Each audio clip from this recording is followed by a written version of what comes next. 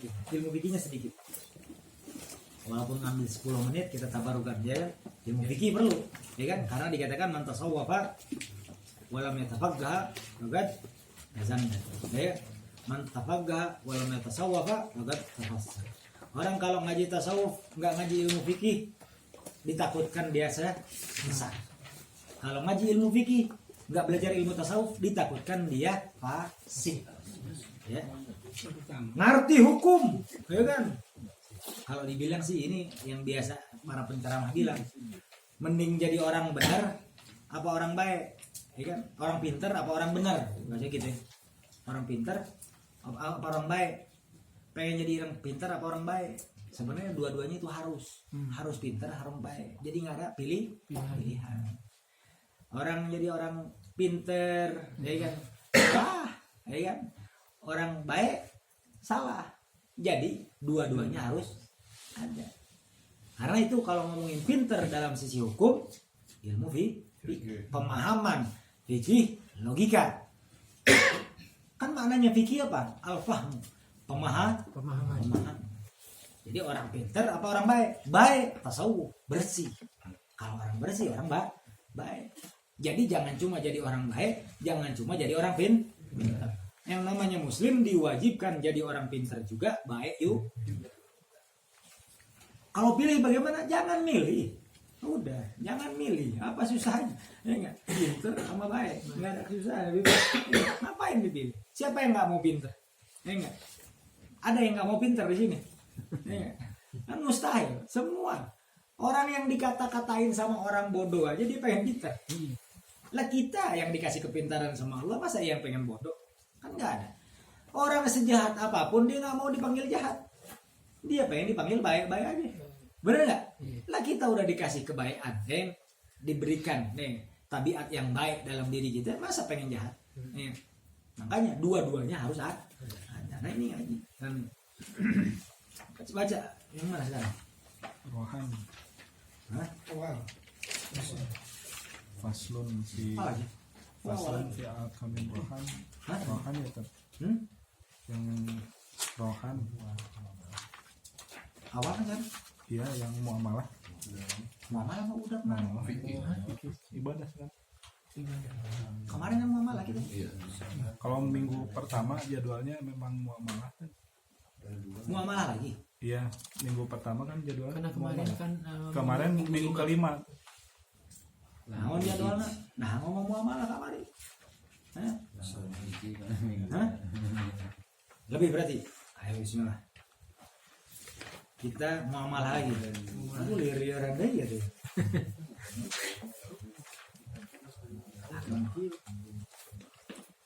Apaan gitu? Muamalah deh. Sekarang katanya muamalah. Maaf ya. Baca dulu.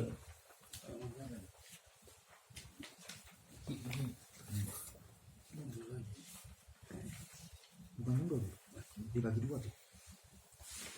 Nah ini.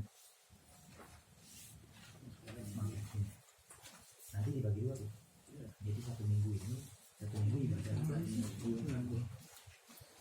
Bismillahirrahmanirrahim. Alhamdulillahirabbil alamin wassalatu wassalamu ala asyrofil anbiya wal mursalin wa ala sayyidina Muhammadin wa ala alihi washabihi ajmain. Qala mu'allifu rahimahullahu ta'ala nafa'anallahu bi ulumihi fid dharain amin. Radhiyallahu ankum ila anqal. Faslun fi ahkamir rohan. Wa huwa lugatan as-sawab wa syar'an ja'ala ainin maliyati wa sayaqata bidaini yastawa fi minha inda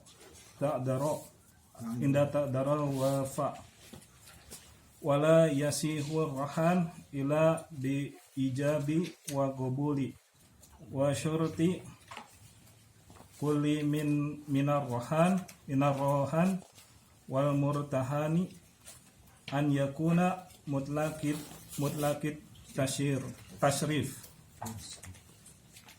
Bismillahirrahmanirrahim. Alhamdulillah wassalatu wassalamu ala sayyidina Muhammad wa sallam. kita bahas fikih. Nah, itu di awal faslun. Nah, itu di bawah. Kita bahas tentang muamalah masuk dalam bab penggadaian, ya, pergadaian. Kemarin terakhir kita sudah bahas tentang apa? Tentang salam, pesanan.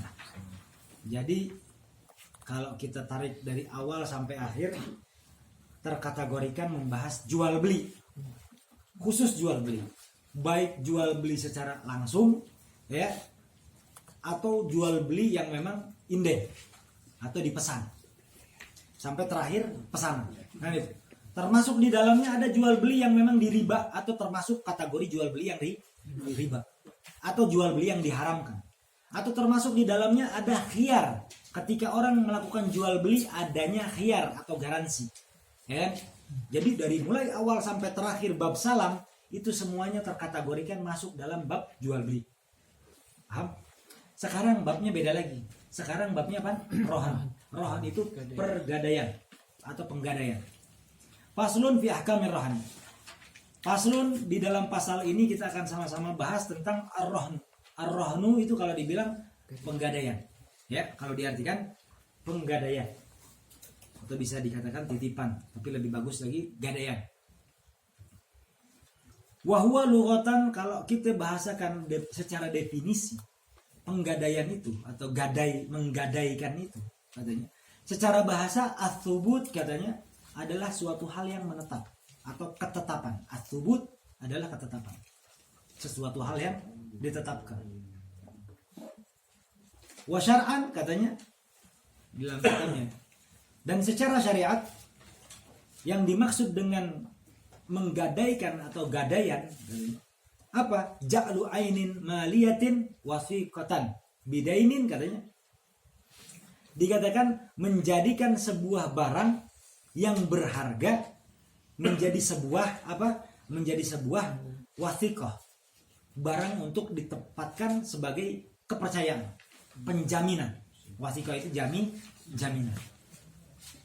Jaminan untuk apa? Bidainin, untuk suatu hutang yastaufa minha inda ta'adzuril wafa, yang mana dapat dibayarkan atau membayar dari jaminan tersebut ketika orang yang berhutang tidak mampu membayar. Jadi yang namanya harta atau barang yang digadaikan adalah sebuah jaminan yang mana pada akhirnya barang ini akan dijual untuk membayar hutangnya ketika si orang yang menghutang atau yang punya hutang tadi, bukan yang menghutangi, tidak mampu membayar. Bukan serta-merta barang itu dimiliki seluruhnya seperti yang selama ini terjadi. Kan orang kalau udah ngegadein, ya, udah ngegadein barang motor, anak gue gade berapa? 2 juta, ya kan? Gadein motor 2 juta. Setelah diambil beres, nggak dibayar-bayar, motor udah jadi miliknya dia. Motor langsung dijual. Dijualnya 3 juta, semuanya untuk dia. Nggak bisa gitu. Ya. Dia hanya untuk membayar hutangnya. Sisanya balikin sama yang punya. Ya, kebanyakan enggak. Sisanya dimakan semua. Benar enggak? Banyak kan? Belum lagi ngegadein sawah, ngegadein motor, mobil dan lain sebagainya. Mobilnya, motornya, sawahnya dipakai sama yang ngutangin. Bener nggak? Salah. Ya kan ada tuh. Lah orang ngegadein sawah, sawahnya dipakai sama yang ngasih utang. Lah orang yang utang mau usahanya dari mana coba? Mau bayar utang. Nah itu. Nah ini kesalahan-kesalahan yang selama ini ternyata kita anggap sah-sah aja, ternyata salah secara syariat. Jadi apa? Rohan itu kalau dibilang yang namanya penggadaian itu adalah thubut, ya. Thubut itu adalah hal sesuatu atau sesuatu yang memang dikatakan tetap. Itu rohan. Tapi kalau secara syariat adalah sesuatu yang dijadikan jaminan, ya kan? Barang yang berharga harus yang berharga. Ya kan? Barang yang berharga, karena kalau tidak berharga tidak bisa dijadikan jaminan. Dengan hutangnya 1 juta, apa jaminan ente? Apa jaminan apa ya? Punan itu pun, apaan pun? pohon ini lagi apa toge, pohon apa cabe, kan nggak bisa dijadiin jaminan, kan? Yang namanya jaminan itu harus berharga, harus sesuai atau bahkan lebih besar nilainya daripada hutang. Rukunnya, kalau ngomongin rukunnya, adanya penggadaian, ya kan? Atau adanya transaksi gadai menggadai, ya kan? Itu ada rukunnya. Ada berapa? 4 rukunnya. Ada 4 rukunnya. Yang pertama marhunun, katanya wa marhunun bihi. Yang pertama marhun, barang yang digadaikan. Yang kedua marhunun bihi, ya. Yang kedua marhunun bihi.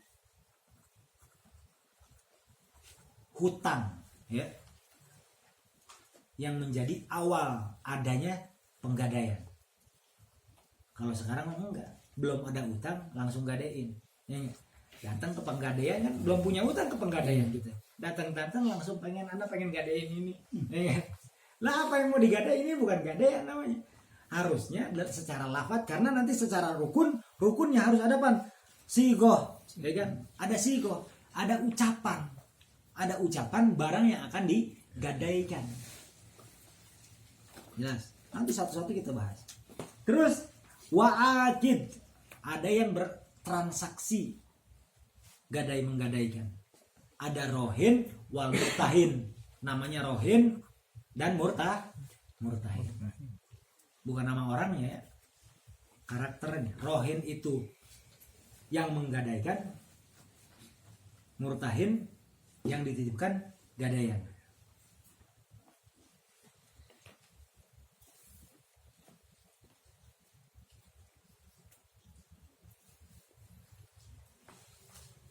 Jelas di sini. Yes. Makanya tadi di dalam yang namanya gadai menggadaikan harus adanya sigoh, harus adanya ucapan transaksi. Makanya dikatakan di dalam kitab di sini walayasihu, katanya walayasihu ar-rahnu, katanya illa bi ijabin wa qabulin. Enggak sah menggadaikan sesuatu kalau tidak ada transaksi ijab qabul. Contoh bagaimana contohnya? Contohnya misalkan si fulan ada hutang sama kita. Si A ada hutang sama si B, ya kan? Si B lama banget bayarnya, tarsok. Setiap ketemu tarsok, targu lagi, bukan besok lagi, tar minggu depan, targu, ya kan? Tar minggu depan udah, tar minggu ketemu minggu, tanya minggu depan lagi, minggu depan lagi. Kesel si A, ya, misalkan, ya kan? Wah dia mah kalau sabar ditagih, tar lagi. Ya enggak? Terus gimana? Udah, dia punya handphone, bawa aja udah. Bawa handphonenya atau bawa motornya, bawa apanya, bawa barang-barangnya dibawa sama si A yang menghutangkan, ya, kepada si B. Barang si B dibawa tanpa ada ucapan dari si B ini adalah gadaian, maka tidak sah. Jadi nggak bisa serta-merta. Ya udah ini jaminan. Kan kadang-kadang ada begitu tuh. Iya. Ya, serta-merta langsung udah ini jaminan. Nggak bisa. Nggak sah digadaikan. Bedanya apa? Bedanya antara penggadaian itu, kalau tangan penggadaian itu, ini tangannya itu amanah, ya kan? Jadi tidak perlu mengganti kalau ada kerusakan. Lah kalau tidak ada ijab qabul, terus rusak di tangan orang yang memang memegang jaminan, kan itu, maka dia harus ganti. Terus nggak mau, nggak bisa, karena di awal sudah transaksi cacat. Jelas di sini? Jelas kan nih? Jelas ya. Jadi diperlukan adanya ijab dan qabul, ya.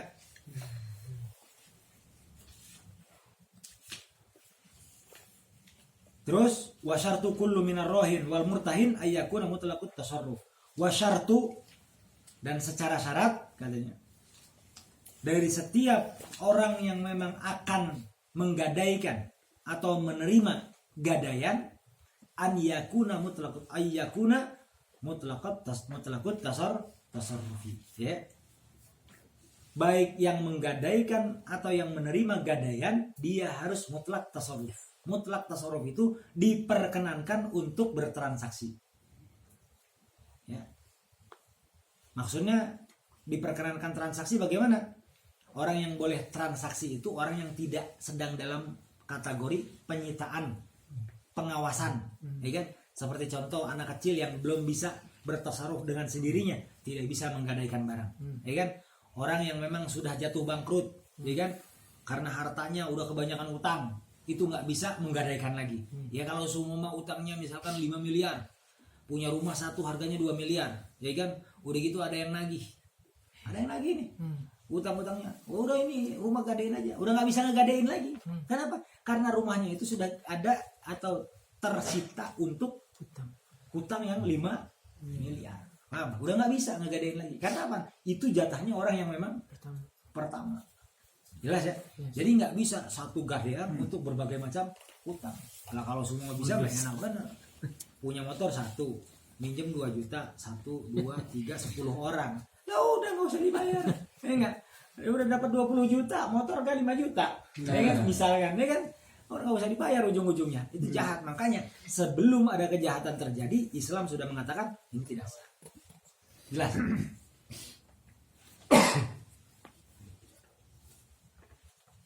Ini udah 10 menit loh. Udah ya? Ini kita ulang lagi yang Roma Ba'do juga nonton, wallahu alam. Cukup. Karena terlihat sudah sunyi. Wajah-wajahnya wajah-wajah sunyi. Tapi mudah-mudahan walaupun sedikit manfaat dunia akhirat. Ya, mudah-mudahan duduknya kita di majelis taklim Allah berikan pahalanya juga untuk orang tua kita. Baik yang sudah tidak ada ataupun yang masih ada. Yang tidak ada mudah-mudahan Allah tempatkan di tempat yang mulia di sisi Allah Subhanahu wa taala. Yang masih ada mudah-mudahan Allah berikan kesehatan, umur panjang, berkah umurnya sehingga terus menjalankan ketakwaan kepada Allah Subhanahu wa taala. Amin. Setelah Allah berikan umur panjang baik orang tua kita atau kita semua diberikan husnul khatimah. Amin. Ya Allah ya rabbal alamin. Lebih sempurna kita baca doa khatimah majelis sama-sama.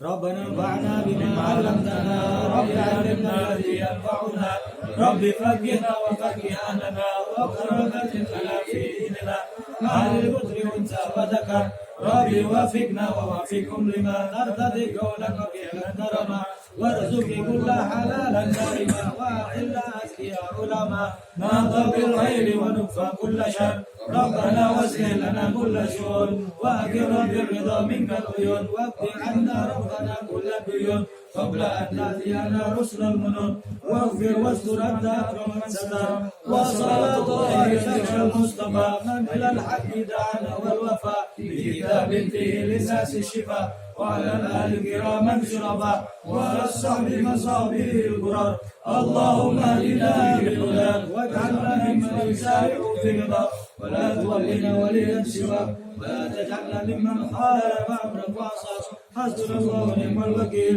نعم المولى ونعم النصير ولا حول ولا قوة إلا بالله العلي العظيم سر الفاتحة